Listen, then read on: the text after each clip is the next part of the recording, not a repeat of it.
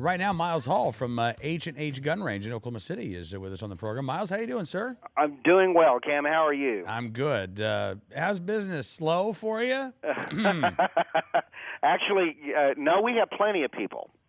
We have plenty of people. We just don't have plenty of product. I mean, that is the problem. In fact, we track all kinds of things here, Cam, and last Friday, Saturday, and Sunday, the guest count that came in through the door would have fallen in the top 6 days ever. But there's just not a lot to sell. And I actually am very worried about a number of our dealers around the country because, many of them don't have big inventories. I mean, we at least have a decent-sized inventory, and they try to keep us fed. But smaller dealers who don't have that kind of relationship built up, I worry about them. There are some dealers that I've talked to that are down to 40 or 50,000 left. That's it in their store. And in the world of retail, that's nothing.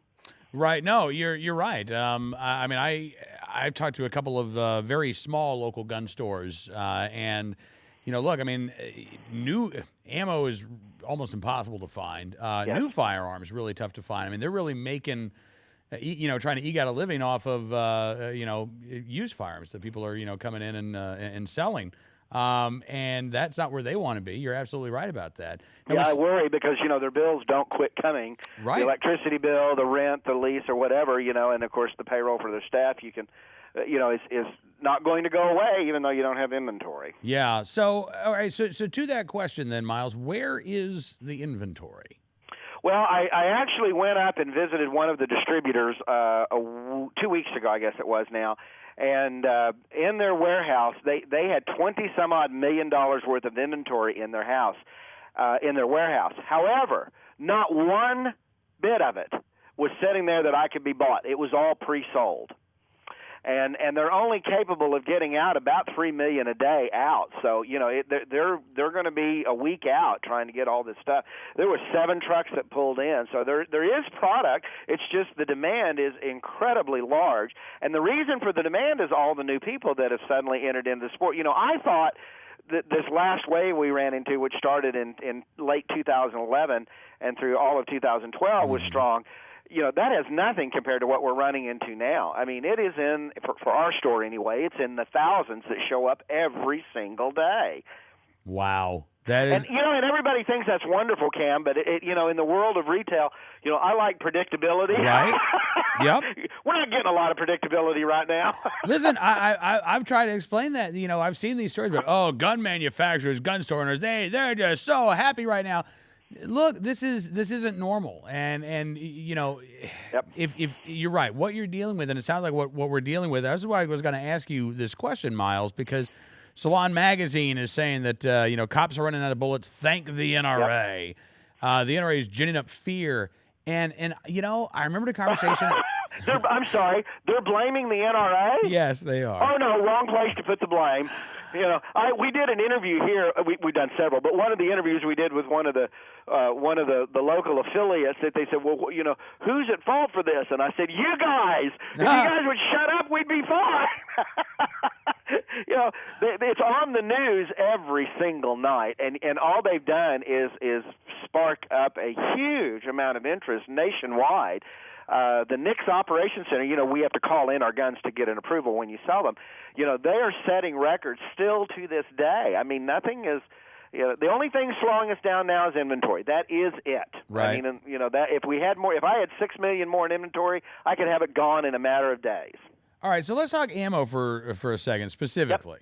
Yep. Because I remember talking to Pete Brownell, and he said, when this spike came, they sold 3 years worth of magazines in 5 days. I mean, their inventory was wiped out.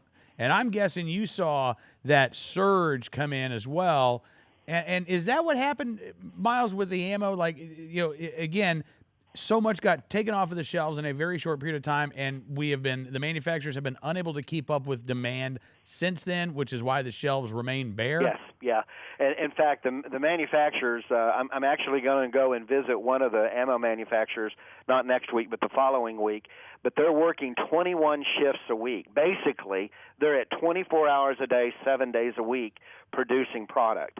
And there's three major manufacturers: ATK, which owns Federal and all of those, and then of course there's Winchester and there's Remington, and they are all working virtually around the clock producing product. It's just that the demand is just off the charts. Here again, it goes back to the same issue. If you have a whole lot of people walking in the door wanting to buy a gun or whatever, they're going to want ammo for that gun. And so, normally in an average day, an average small gun shop, Cam, we'll get between 50 and 100 people. They're getting now 900 to 1,000 people that are coming into their doors. And big shops like us, we're approaching 4,000 and 5,000 people. Right. It is just. In fact, the other thing I get concerned about is because a lot of these are brand new people. In fact, the vast majority are brand new people who have no clue that this is an anomaly. They're just coming in saying, well, I want to do this now. I want to do this now. And then they're not happy because I don't have 50 people lined up to serve all of them. We know we're losing people. We just can't physically get to them. Well, absolutely. And, when you talk about these new people that are coming in, Miles, again, I know the gun control advocates say that's just not happening. There are no new, there's no new surge in gun ownership. It's just all these old hobo-looking people who are just buying up their 5,000th gun. Yeah. I know that's what they think. Yeah, and that is so. In fact, that is so wrong. One of the things among our performance group members, there's a whole group of us. We kind of call ourselves performance dupe dealers, and we talk to each other a lot. And I'm telling you, this is all driven by new blood. I mean, it's totally driven by new blood. Now, are there existing people involved? You bet. But what's really driving this is brand new people. I mean, and it is staggering the amount of people. And it's not just here; it is nationwide. Right. All you have to do is look at the numbers from the NICS Operations Center just to get a sense. And the only reason that those numbers have slowed down, by the way, we're at a 54% increase, okay? But that's not as much as the 89 that we were, just the month before. And somebody says, oh, my, you're dipping. I said, well, since when is a 50% increase bad? But the bottom line is the only reason I'm down is because I don't have anything else to sell. I mean, if I had more of what everybody is after, which is, handguns and platform guns for the most part, if I had 6 million more in inventory, Cam, I could have it all sold in a matter of weeks. Yeah, well, are you hearing anything from your distributors as to when the supply pinch might ease a little bit? Well, it's going to take a while to fill everybody back up. Keep in mind, you're talking about a whole lot of swimming pools, and ours is an Olympic-sized pool here, that suddenly got drained. And even though we have multiple hoses trying to fill us back up, you still got a hole in the bottom of the pool because every day there's still people coming in. I will tell you that we don't know honestly where to go because this is all brand new territory. In the history of the gun industry, this has never happened. I mean, there has never been a run like there has been by so many different people. And to sit there and say that it's only, it's only one type of people, that is so silly because it's so wrong. I mean, they obviously are not asking. I mean, all they have to do is go and look. Right. Well, and it's I think it's fascinating that you bring this up, Miles, because the narrative in the mainstream media over the past couple of months has been exactly the opposite. Americans are demanding gun control. More and more Americans are clamoring for gun control. The president said this time it's different. And yet the reality is, as you say, we've never seen anything like this before in the firearms industry. Mm-hmm. The number of new people, again, let's say across a broad demographic spectrum.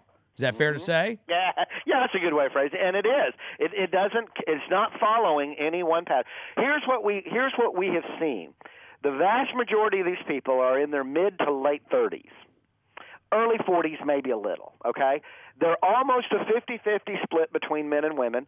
Ethnically, they are across the board. There's not one that leaves out. Now, Oklahoma is a very diverse state anyway. Right. But in all the other dealers that I talk to, and they're all over the country, they're all seeing the exact same thing. But the overwhelming majority are brand new that are coming in. So we now refer to this now as the fourth wave. You say the majority coming in now are brand new. Wow. Brand new. Yeah, the people who are teaching, like the range, because we are a range and a retailer, anybody who has a range, they're all very, very full, assuming they have ammo. They're all very, very full. Everybody wants to shoot. We open at 9 in the morning. Historically, within the first 15 minutes, we are at capacity. Now, the only thing holding that back a little of late has been the fact that there's just not enough ammo. Yeah. Yeah. I mean, because they're loving shooting, by the way, Cam. I mean, this awakening is really a big one. The question is going to be for all of us who are in the industry, both dealers and manufacturers, is to stay relevant and connected to these people, because as the flow of product begins to come in and back in, we want to make sure that they're still active and a part. They're having a great time, by the way. I mean, I don't hear any complaints other than I can't get product. Right. That's the only complaint we're hearing from people. All right. Now, I'm curious as well. We've seen more NRA members over the past couple of months as well. But are these people? Look, I mean, they must be aware. Otherwise, they must be aware of the gun control efforts. Or otherwise, they wouldn't be in your store. Are they politically active? Are they joining the NRA? Well, good question. I will tell you that politically active is a relative term. People are becoming incredibly aware of matters. When keep in mind, there's an awful lot of folks who've been living their lives, and guns haven't been part of their lives. And then suddenly the government comes along and says, hey, we're not going to let you have this. And that got their attention. And then, of course, you have these incredibly sad tragedies that happen, and they're suddenly thinking, man, I need to make sure I can defend myself. The craziness in Chicago alone is enough to do that. When you have gangs shooting up everybody else, by the way, another great example of how gun laws work so well in curbing crime. Yeah. But the reality is they're seeing all of this, and they're now wanting to engage themselves in that process. And I'm glad to see that. Now, because a lot of people, the vast majority of Americans, Cam, are not actively involved in the political process. They're not, because they're busy leading their lives, and they kind of sit back and watch it with a sense of almost reality TV. With the nonsense that goes on up in Washington. Listen, so here's the thing, I've been thinking about this, and you're spot on. But here's the thing: here in Washington D.C., like everybody's into politics, and they're not just into politics a little bit. Oh, yeah, this is their life, and it's. See, the people who live in Washington D.C. think that they're the elitists and they're the betters. No, they're the freaks. It's the people in the rest of the country who are actually normal. They're the ones who live, as you say, they want to live their lives. They don't want to make everything political. They don't want to constantly be engaged in these partisan battles where you're bashing people over the head. They want to go to their neighbors for a cookout and not have to talk politics. That's how most people want to live their lives. Miles, you're so right about this. Let's run for office together. What do you say? I tell you, I had a friend once, and we sat down and said, what do you think would fix Washington? And I said, pack it up and move it to Kansas. I said, get it out of that cesspool that it is now and bring it into the reality world. Well, thank you for not placing it in Oklahoma, because that would just ruin the state. Oh, yeah, I wouldn't want to do that. Thank you. Maybe West Texas, like in between Midland, Odessa. We could have Midland, Odessa, Abilene, and D.C. Yeah. I think it'd be perfect down there. Hey, Miles, thank you so much for your time, man. Really appreciate it, and really appreciate the information. You bet. It's great to talk with you again. Have a great day. You too, sir. Miles Hall from the H&H Gun Range in Oklahoma City.